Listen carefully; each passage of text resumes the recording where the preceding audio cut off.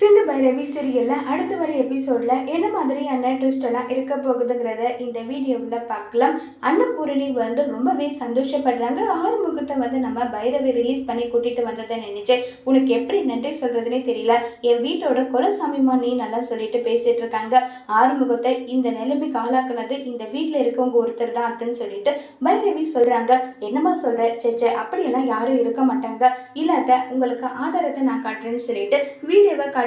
அதில் எசக்கி போயிட்டு சம்பத் கிட்ட பேசின வீடியோஸ் இருக்கு. இதை பார்த்ததுமே மகன் வந்து ஐயோ நீயும் மாட்டிக்கிட்டியா, சிவா கிட்ட நான் மாட்டிக்கிட்டேன், இப்போ நீ இந்த குடும்பத்துக்கிட்ட மாட்டிக்கிட்ட, இங்கப்பா நீயாவே சரண்டர் ஆயிடுதான்னு சொல்றாங்க. ஆமா, நான் தான் வந்து சம்பத்தை வந்து கொலை பண்ண சொல்லி இது எல்லாம் பண்ணேன். இது எல்லாமே காயத்ரியோட கல்யாணத்தை நிறுத்தணுன்றதுக்காக தான் பண்ணேன்னு சொல்றாங்க. உடனே சிவா ஏடா இப்படி பண்ண, எதுக்காக இப்படி பண்ண? ஏன்னா காயத்ரி இல்லைனா எனக்கு வாழ்க்கையே கிடையாது.